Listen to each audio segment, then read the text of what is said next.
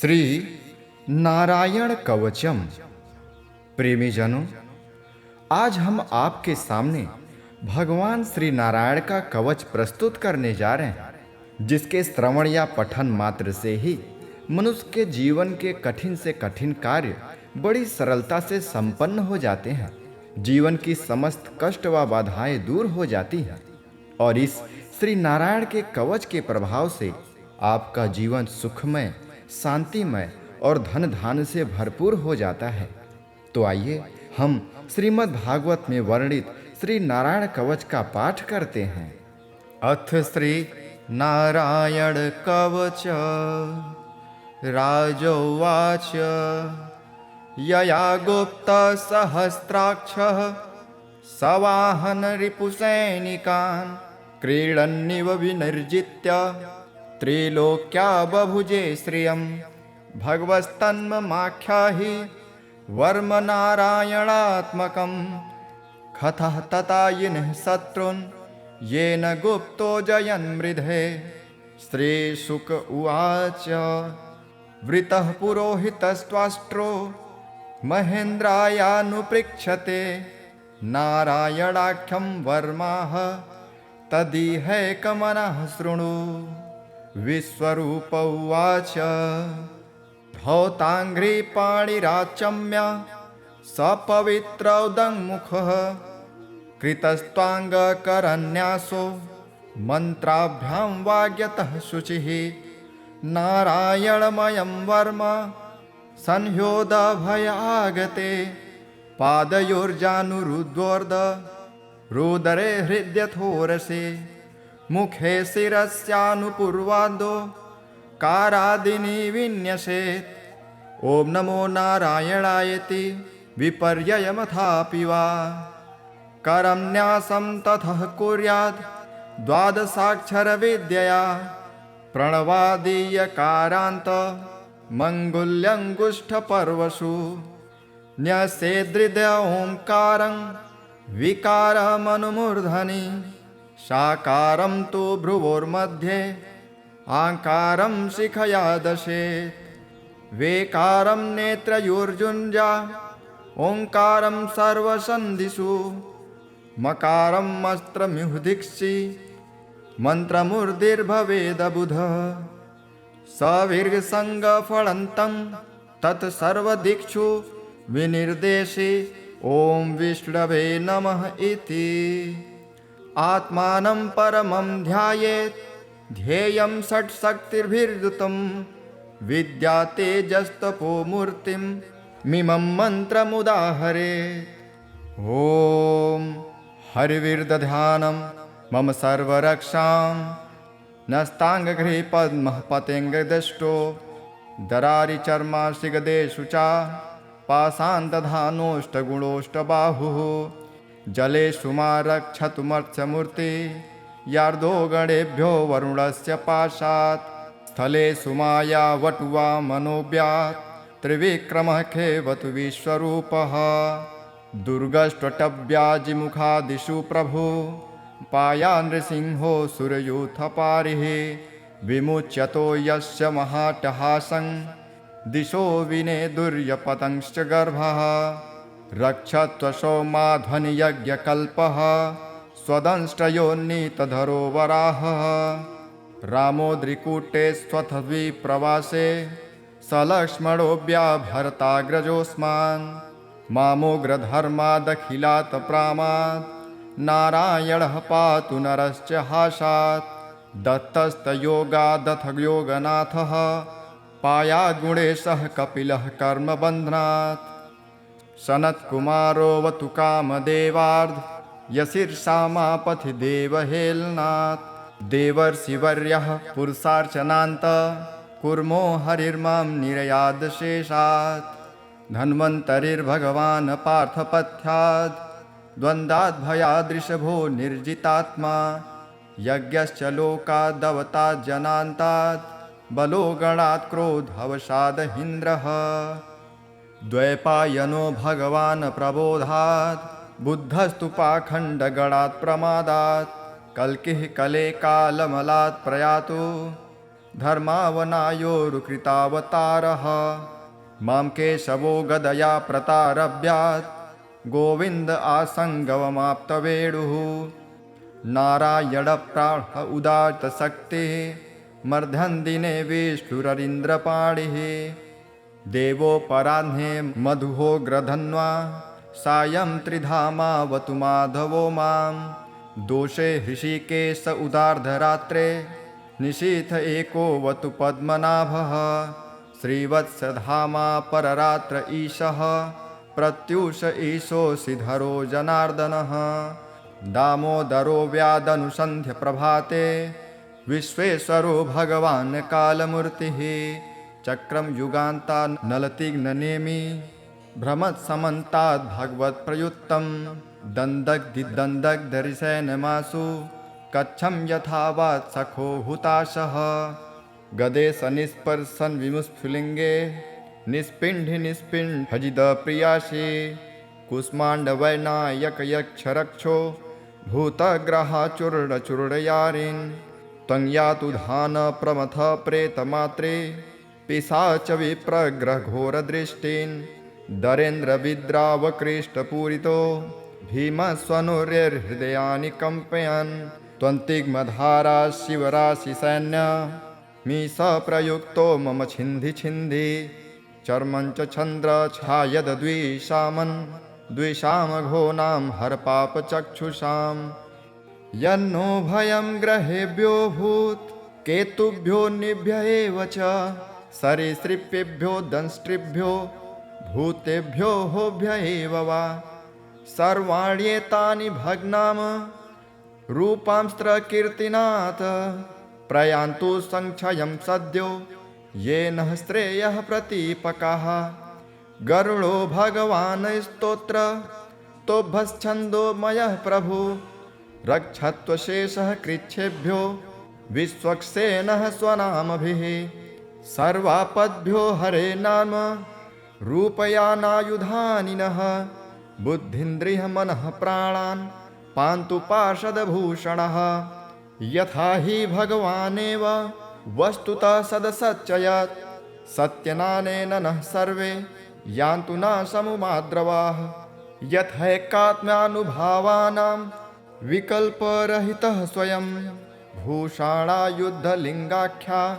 धत्ते शक्ति स्वमायया तेनैव सत्यमानेन सर्वज्ञो भगवान् हरिः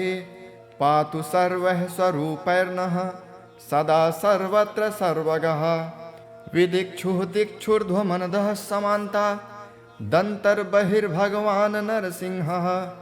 प्रहापयां लोकभयं स्वनेन ग्रहस्थसमस्ततेजः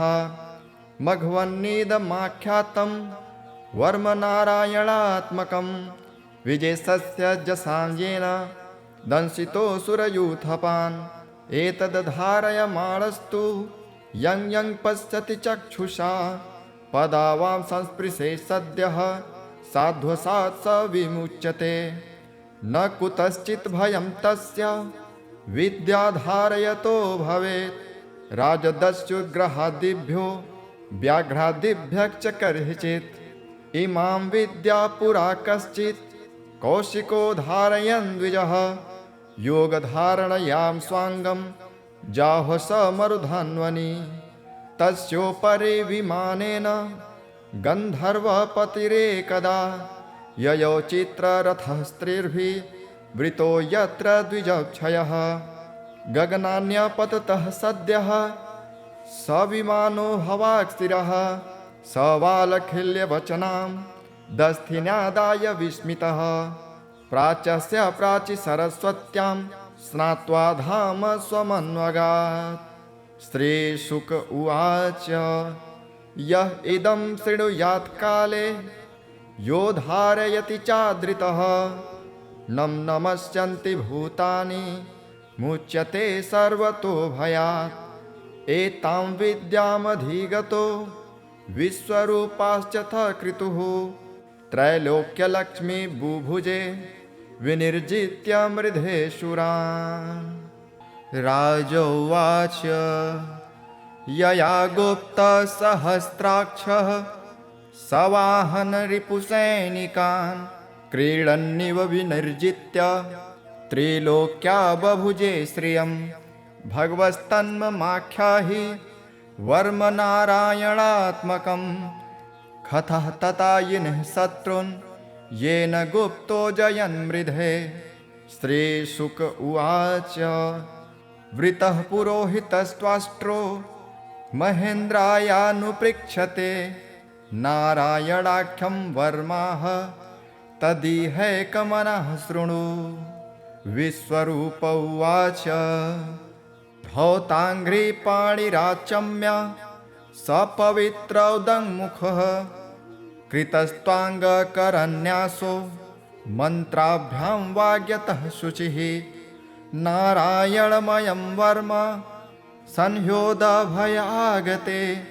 पादयोर्जानुरुद्वोर्ध रुदरे हृद्यथोरसे मुखे शिरस्यानुपूर्वादो कारादिनी विन्यसेत्। ॐ नमो नारायणायेति विपर्ययमथापि वा करं न्यासं ततः कुर्यात् द्वादशाक्षरविद्यया प्रणवादीयकारान्त मङ्गुल्यङ्गुष्ठपर्वसु न्यसेदृद ओङ्कारं विकारमनुमूर्धनि साकारं तु भ्रुवोर्मध्ये आकारं शिखया दशेत्। वेकारं नेत्रयोर्जुञ्जा ओङ्कारं सर्वसन्धिषु मकारं मस्त्रमिहुदिक्षि मन्त्रमूर्धिर्भवेदबुधः। सविर्गसङ्गफलन्तं तत्सर्वदिक्षु विनिर्देशे ॐ विष्णवे नमः इति। आत्मानं परमं ध्यायेत् ध्येयं षट्शक्तिर्भिर्युतं विद्या तेजस्तपो मूर्तिं मिमं मन्त्रमुदाहरेत्। ॐ हरिविर्दध्यानं मम सर्वरक्षां नस्ताङ्गगृहे पद्मः पतेङ्गदष्टो दरारिचर्माशिगदेषु च पाषाणदधानोष्टगुणोष्टबाहुः जलेषु मा रक्षतुमर्त्यमूर्ति यार्दो गणेभ्यो वरुणस्य पाशात् स्थलेषु माया वटुवा मनोव्यात् त्रिविक्रमः खेवतु विश्वरूपः दुर्गष्ट्वटव्याजिमुखादिषु प्रभु पाया नृसिंहो सुरयूथपारिः विमुच्यतो यस्य महाटहासं दिशो विनेदुर्यपतंश्च गर्भः रक्षत्वशो माध्वनियज्ञकल्पः स्वदंष्टयोन्नीतधरो वराहः रामोद्रिकूटे स्वथद्विप्रवासे सलक्ष्मणो व्याभरताग्रजोऽस्मान् मामोग्रधर्मादखिलात् प्रामात् नारायणः पातु नरश्च हासात् दत्तस्तयोगादथ योगनाथः पायाद्गुणेशः कपिलः कर्मबन्धनात् सनत्कुमारोऽवतु कामदेवार्ध यशीर्षामापथि देवहेलनात् देवर्षिवर्यः पुरुषार्चनान्त कुर्मो हरिर्मां निरयादशेषात् धन्वन्तरिर्भगवान् पार्थपथ्याद् द्वन्द्वाद्भयादृशभो निर्जितात्मा यज्ञश्च लोकादवतात् जनान्तात् बलो गणात् क्रोधवशादहीन्द्रः द्वैपायनो भगवान् प्रबोधात् बुद्धस्तु पाखण्डगणात् प्रमादात् कल्किः कले कालमलात् प्रयातु धर्मावनायोरुकृतावतारः मां केशवो गदया प्रतारभ्यात् गोविन्द आसङ्गवमाप्तवेणुः नारायणप्राण उदात्तशक्तिः मर्धन्दिने विष्णुररीन्द्रपाणिः देवोपराह्ने मधुहोग्रधन्वा सायं त्रिधामावतु माधवो मां दोषे हृषिकेश उदार्धरात्रे निशीथ एकोऽवतु पद्मनाभः श्रीवत्सधामा पररात्र ईशः प्रत्यूष ईशोऽसिधरो जनार्दनः दामोदरो व्यादनुसन्ध्य प्रभाते विश्वेश्वरो भगवान् कालमूर्तिः चक्रं युगान्तान् नलतिग्ननेमि भ्रमत्समन्ताद् भगवत्प्रयुक्तं दन्दग्धिदन्दग्धरिसेनमासु कच्छं यथावत् सखो हुताशः गदे सनिस्पर्शन विमुस्फुलिङ्गे निष्पिण्ढि निष्पिण्ढजिद प्रियाशे कुष्माण्डवैनायकयक्षरक्षो भूतग्रहाचूर्णचूर्णयारिन् त्वं यातु धान प्रमथ प्रेतमात्रे पिशाच विप्रग्रहघोरदृष्टिन् दरेन्द्रविद्रावकृष्टपूरितो भीमस्वनुर्हृदयानि कम्पयन् त्वन्तिग्मधारा शिवराशिसैन्य मीश प्रयुक्तो मम छिन्धि छिन्धि चर्मञ्च छन्द्रछायद्विषामन् द्विषामघोनां हरपापचक्षुषाम् यन्नो भयं ग्रहेभ्यो भूत् केतुभ्यो निभ्य एव च सरीसृपेभ्यो दंष्ट्रिभ्यो भूतेभ्यो होभ्य एव वा सर्वाण्येतानि भग्नाम रूपांस्त्रकीर्तिनाथ प्रयान्तु संक्षयं सद्यो येन श्रेयः प्रतीपकाः गरुडो भगवान् स्तोत्र तोभश्छन्दोमयः प्रभु रक्षत्वशेषः कृच्छेभ्यो विश्वक्सेनः स्वनामभिः सर्वापद्भ्यो हरे नाम रूपयानायुधानि नः बुद्धीन्द्रियमनः प्राणान् पान्तु पार्षदभूषणः यथा हि भगवानेव वस्तुतः सदसच्चयत् सत्यनानेन नः सर्वे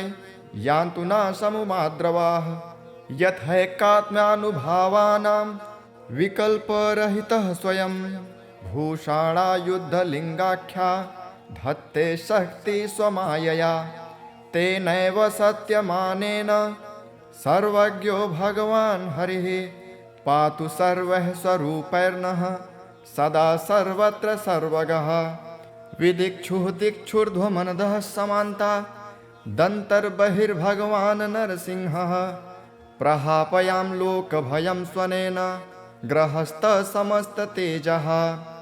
मघवन्निदमाख्यातं वर्मनारायणात्मकं विजयस्य जसाञ्जेन दंशितोऽसुरयूथपान् एतद्धारयमाणस्तु यं यं पश्यति चक्षुषा पदावां संस्पृशे सद्यः साध्वसात् स विमुच्यते न कुतश्चित् भयं तस्य विद्याधारयतो भवेत् राजदस्युग्रहादिभ्यो व्याघ्रादिभ्यश्च कर्हिचित् इमां विद्या पुरा कश्चित् कौशिको धारयन् द्विजः योगधारणयां स्वाङ्गं जाहो स मरुधन्वनि तस्योपरि विमानेन गन्धर्वपतिरेकदा ययौ चित्ररथः स्त्रीर्भिः वृतो यत्र द्विजक्षयः गगनान्यपततः सद्यः स विमानो हवाक्स्थिरः स वालखिल्यवचनां दस्थिन्यादाय विस्मितः प्राच्यस्य प्राचि सरस्वत्यां स्नात्वा धाम स्वमन्वगात् श्रीशुक उवाच यः इदं शृणुयात् काले यो धारयति चादृतः नं नमस्यन्ति भूतानि मुच्यते सर्वतो भयात् एतां विद्यामधिगतो विश्वरूपाश्च कृतुः त्रैलोक्यलक्ष्मी बुभुजे विनिर्जित्य मृधेशुरान् राजोवाच यया गुप्तसहस्राक्षः सवाहन रिपुसैनिकान् क्रीडन्निव विनिर्जित्य त्रिलोक्या बभुजे श्रियं भगवस्तन्ममाख्याहि वर्मनारायणात्मकं कथः तथा यिनः शत्रून् येन गुप्तो जयन्मृधे श्रीशुक उवाच वृतः पुरोहितस्त्वाष्ट्रो महेन्द्रायानुपृच्छते नारायणाख्यं वर्माः तदिहैकमनः शृणु विश्वरूप उवाच धौताङ्घ्रिपाणिराचम्य सपवित्रौदङ्मुखः कृतस्त्वाङ्गकरन्यासो मन्त्राभ्यां वाग्यतः शुचिः नारायणमयं वर्म संह्योदभयागते पादयोर्जानुरुद्वोर्ध रुदरे हृद्यथोरसे मुखे शिरस्यानुपूर्वादो कारादिनी विन्यसेत्। ॐ नमो नारायणायति विपर्ययमथापि वा करं न्यासं ततः कुर्यात् द्वादशाक्षरविद्यया प्रणवादीयकारान्त मङ्गुल्यङ्गुष्ठपर्वसु न्यसेदृद ओङ्कारं विकारमनुमूर्धनि साकारं तु भ्रुवोर्मध्ये आकारं शिखया दशेत् वेकारं नेत्रयोर्जुञ्जा ओङ्कारं सर्वसन्धिषु मकारं मस्त्रमिहुदिक्षि मन्त्रमूर्तिर्भवेदबुधः सविर्गसङ्गफलन्तं तत्सर्वदिक्षु विनिर्देशे ॐ विष्णवे नमः इति आत्मानं परमं ध्यायेत् ध्येयं षट्शक्तिर्भिर्युतं विद्या तेजस्तपो मूर्तिं मिमं मन्त्रमुदाहरेत्। ॐ हरिविर्दध्यानं मम सर्वरक्षां नस्ताङ्गगृहे पद्मः पतेङ्गदष्टो दरारिचर्माशिगदेषु च पाषाणदधानोष्टगुणोष्टबाहुः जलेषु मा रक्षतुमर्त्यमूर्ति यार्दो गणेभ्यो वरुणस्य पाशात् स्थलेषु माया वटुवा मनोव्यात् त्रिविक्रमः खेवतु विश्वरूपः दुर्गष्ट्वटव्याजिमुखादिषु प्रभु पाया नृसिंहो सुरयूथपारिः विमुच्यतो यस्य महाटहासं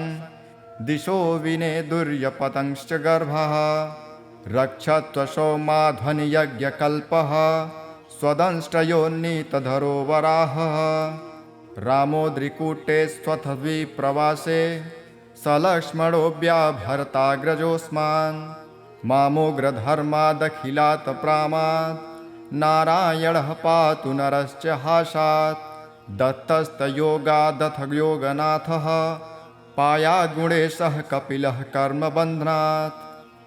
सनत्कुमारोऽवतु कामदेवार्ध यशीर्षामापथि देवहेलनात् देवर्षिवर्यः पुरुषार्चनान्त कुर्मो हरिर्मां निरयादशेषात् धन्वन्तरिर्भगवान् पार्थपथ्याद् द्वन्द्वाद्भयादृशभो निर्जितात्मा यज्ञश्च लोकादवतात् जनान्तात् बलो गणात् क्रोधवशादहीन्द्रः द्वैपायनो भगवान् प्रबोधात् बुद्धस्तु पाखण्डगणात् प्रमादात् कल्किः कले कालमलात् प्रयातु धर्मावनायोरुकृतावतारः मां केशवो गदया प्रतारभ्यात् गोविन्द आसङ्गवमाप्तवेणुः नारायणप्राण उदात्तशक्तिः मर्धन्दिने विष्णुररीन्द्रपाणिः देवोपराह्ने मधुहोग्रधन्वा सायं त्रिधामावतु माधवो मां दोषे हृषिकेश उदार्धरात्रे निशीथ एकोऽवतु पद्मनाभः श्रीवत्सधामा पररात्र ईशः प्रत्यूष ईशोऽसिधरो जनार्दनः दामोदरो व्यादनुसन्ध्यप्रभाते विश्वेश्वरो भगवान् कालमूर्तिः चक्रं युगान्ता नलतिग्ननेमि भ्रमत्समन्ताद् भगवत्प्रयुक्तं दन्दग्धिदन्दग्धरिसेनमासु कच्छं यथावात् सखो हुताशः गदे सनिस्पर्शन विमुस्फुलिङ्गे निष्पिण्ढि निष्पिण्ढजिदप्रियासि कुष्माण्डवैनायकयक्षरक्षो भूतग्रहाचूर्णचूर्णयारिन् त्वं यातु धानप्रमथ प्रेतमात्रे पिशाच विप्रग्रहघोरदृष्टिन् दरेन्द्रविद्रावकृष्टपूरितो भीमस्वनुर्हृदयानि कम्पयन् त्वन्तिग्मधारा शिवराशिसैन्य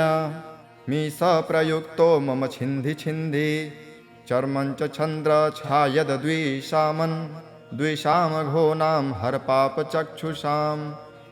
यन्नो भयं ग्रहेभ्यो भूत् केतुभ्यो निभ्य एव च सरीसृपेभ्यो दंष्ट्रिभ्यो भूतेभ्यो होभ्य एव वा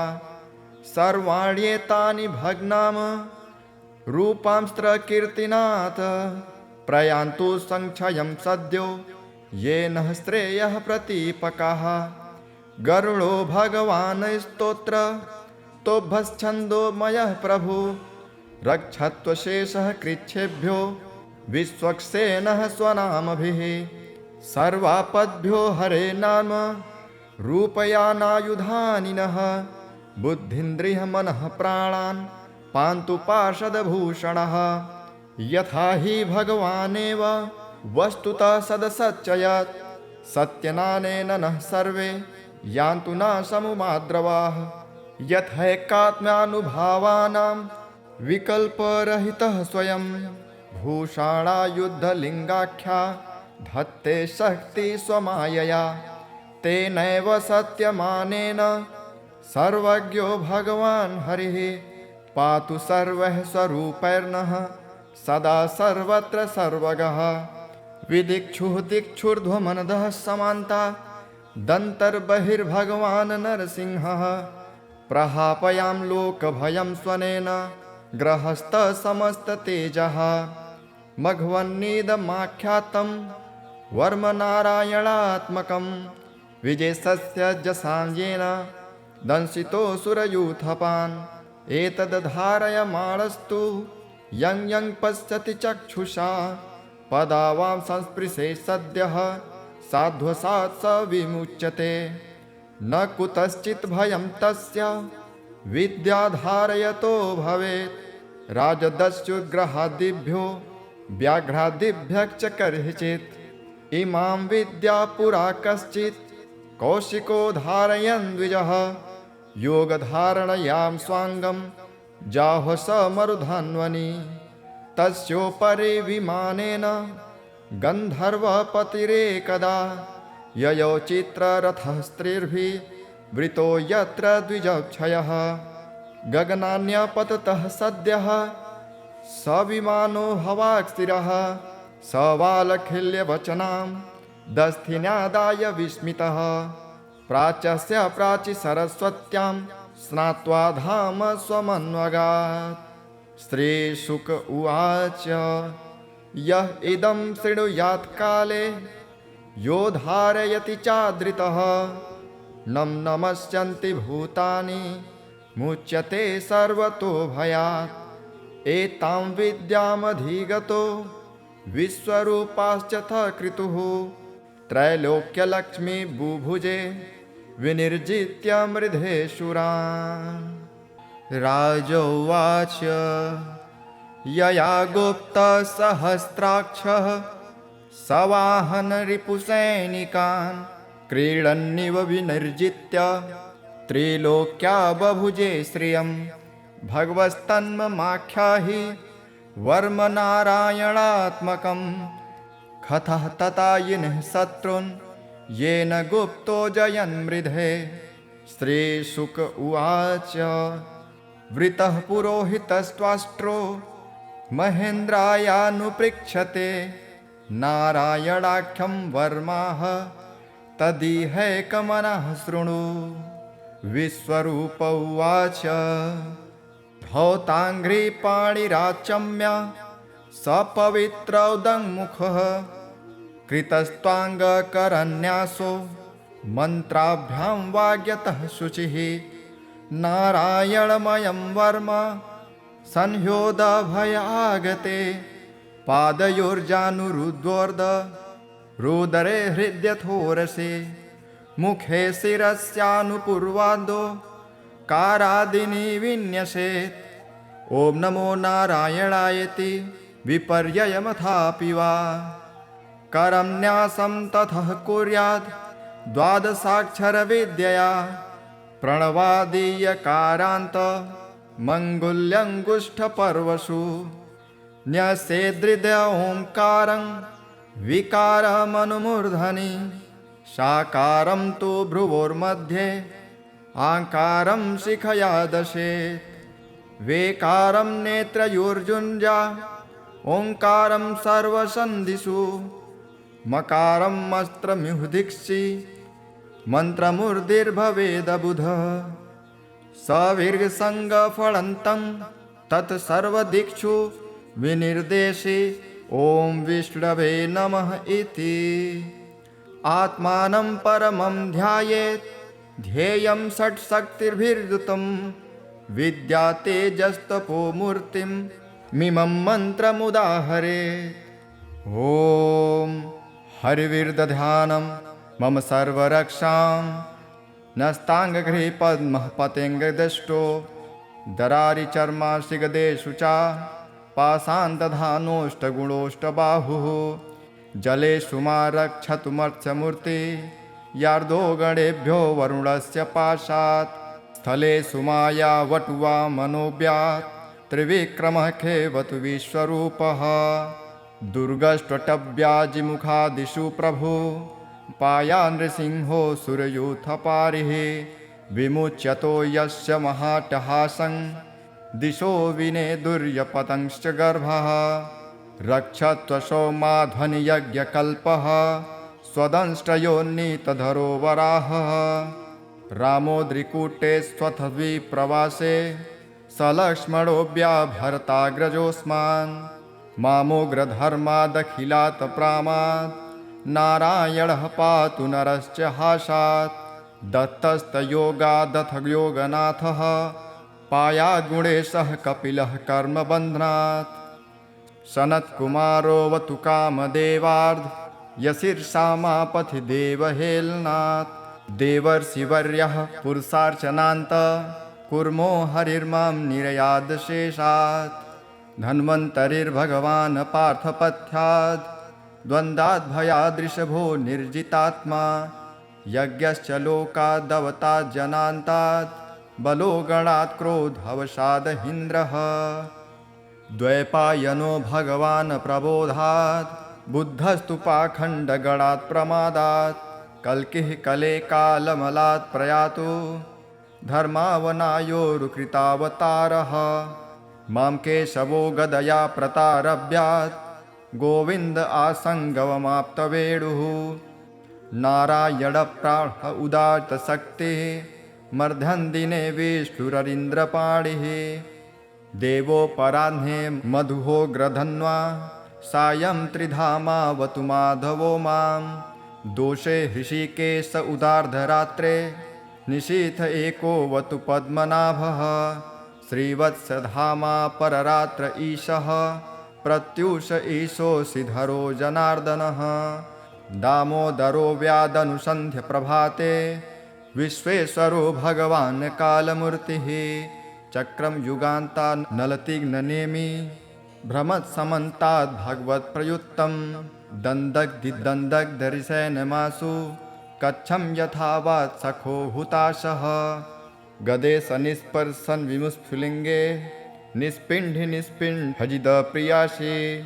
कुष्माण्डवैनायकयक्षरक्षो भूतग्रहाचूर्णचूर्णयारिन् त्वं यातु धानप्रमथ प्रेतमात्रे पिशाच विप्रग्रहघोरदृष्टिन् दरेन्द्रविद्रावकृष्टपूरितो भीमस्वनुर्हृदयानि कम्पयन् त्वन्तिग्मधारा शिवराशिसैन्य मीशप्रयुक्तो मम छिन्धि छिन्धि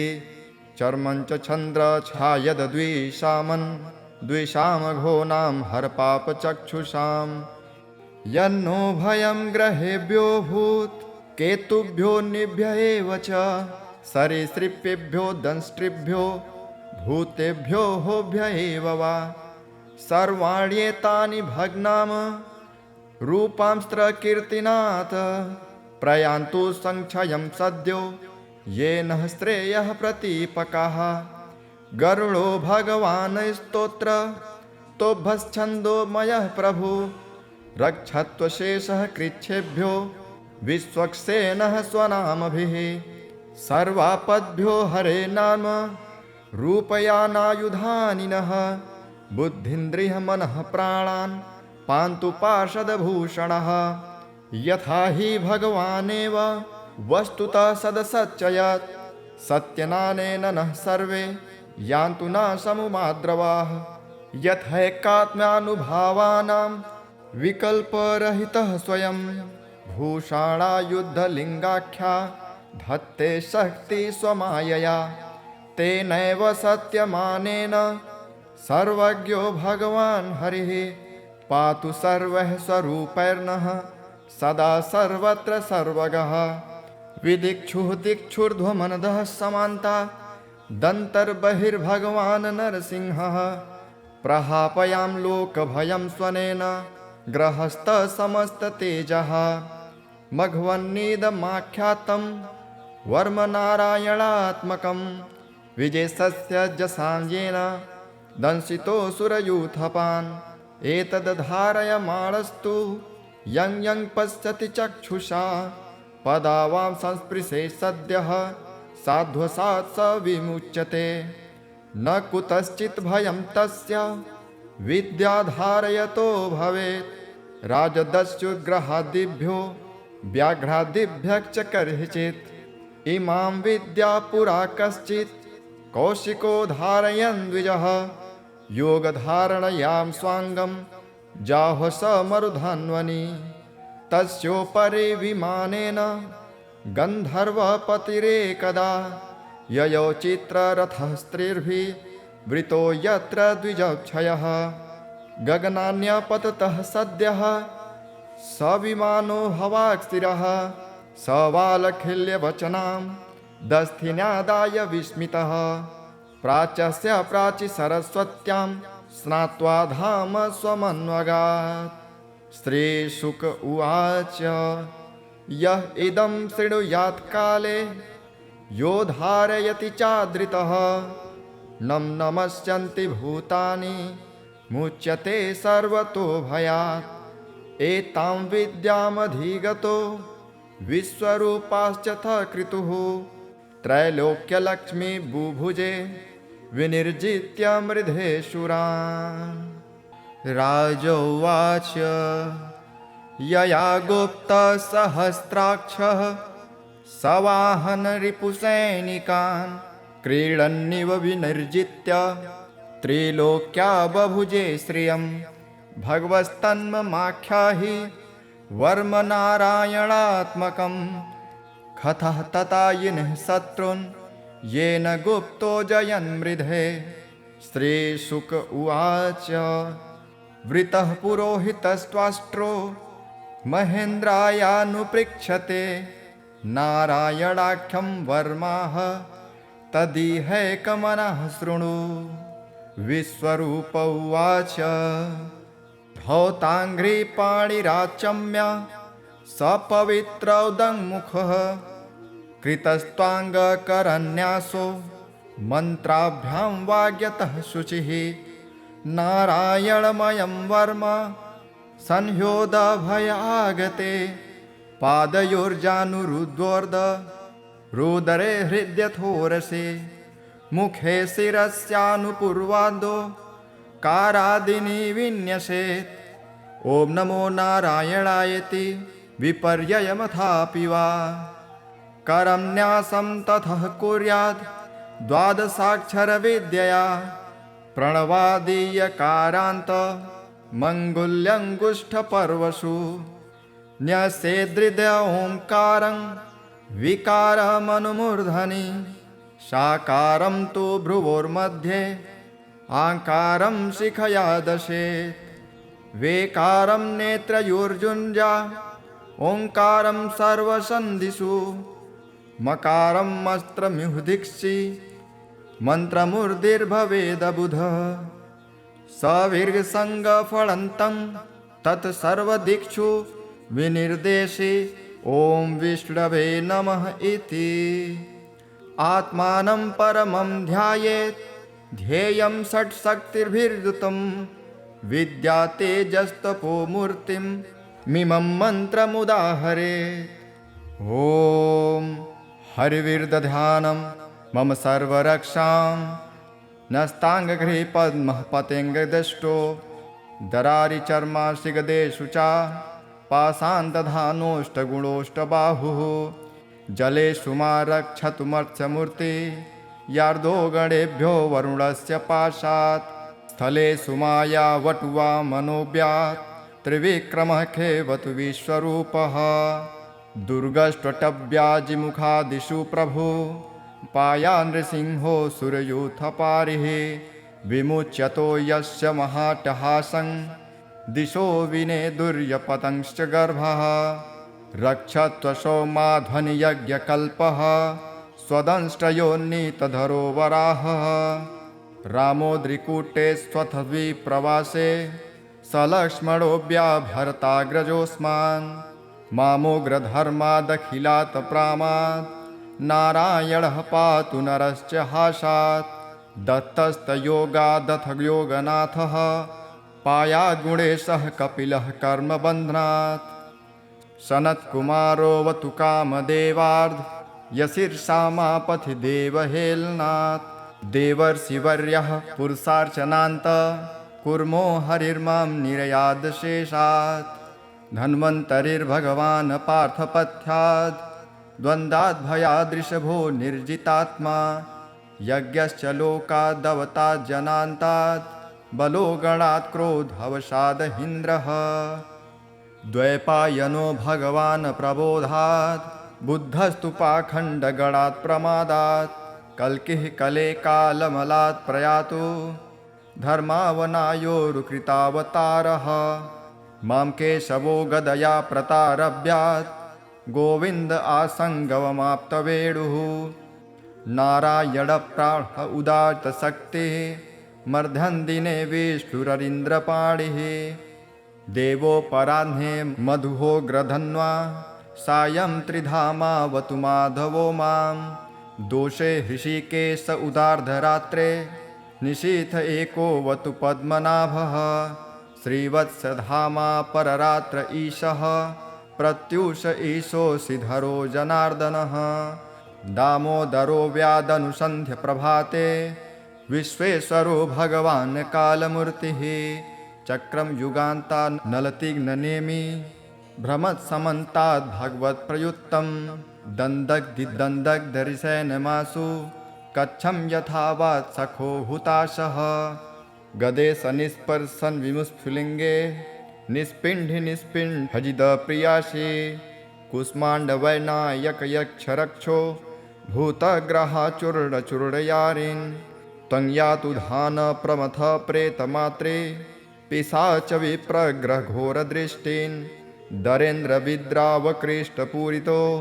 भीमस्वनुर्हृदयानि कम्पयन् त्वन्तिग्मधारा शिवराशिसैन्य मीशप्रयुक्तो मम छिन्धि छिन्धि चर्मं च छन्द्रछायद्विषामन् द्विषामघोनां हरपापचक्षुषां यन्नो भयं ग्रहेभ्यो भूत् केतुभ्यो निभ्य एव च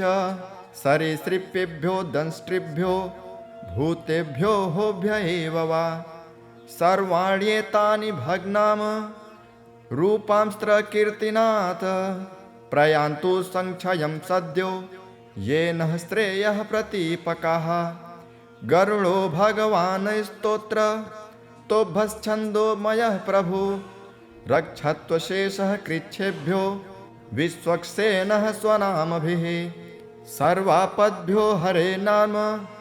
रूपयानायुधानि नः बुद्धीन्द्रियमनः प्राणान् पान्तु पार्षदभूषणः यथा हि भगवानेव वस्तुतः सदसच्चयत् सत्यनानेन नः सर्वे यान्तु न समुमाद्रवाः यथैकात्म्यानुभावानां विकल्परहितः स्वयं भूषाणायुद्धलिङ्गाख्या धत्ते शक्ति स्वमायया तेनैव सत्यमानेन सर्वज्ञो भगवान् हरिः पातु सर्वः स्वरूपैर्नः सदा सर्वत्र सर्वगः विदिक्षुः दिक्षुर्ध्वमनदः समान्ता दन्तर्बहिर्भगवान् नरसिंहः प्रहापयां लोकभयं स्वनेन ग्रहस्थसमस्ततेजः मघवन्नीदमाख्यातं वर्मनारायणात्मकं विजयस्य जसाञ्जेन दंशितो सुरयूथपान् एतद्धारयमाणस्तु यं यं पश्यति चक्षुषा पदावां संस्पृशे सद्यः साध्वसात् स विमुच्यते न कुतश्चित् भयं तस्य विद्याधारयतो भवेत् राजदस्युग्रहादिभ्यो व्याघ्रादिभ्यश्च कर्हिचित् इमां विद्या पुरा कश्चित् कौशिको धारयन् द्विजः योगधारणयां स्वाङ्गं जाहो स मरुधन्वनि तस्योपरि विमानेन गन्धर्वपतिरेकदा ययौ चित्ररथः स्त्रीर्भिः वृतो यत्र द्विजक्षयः गगनान्यपततः सद्यः स विमानो हवाक् स्थिरः स वालखिल्यवचनां दस्थिन्यादाय विस्मितः प्राच्यस्य प्राचि सरस्वत्यां स्नात्वा धाम स्वमन्वगात् श्रीशुक उवाच यः इदं शृणुयात् काले यो धारयति चादृतः नं नमस्यन्ति भूतानि मुच्यते सर्वतो भयात् एतां विद्यामधिगतो विश्वरूपाश्च क्रतुः त्रैलोक्यलक्ष्मी बुभुजे विनिर्जित्य मृधेशुरान् इति श्रीनारायणकवचं सम्पूर्णम्।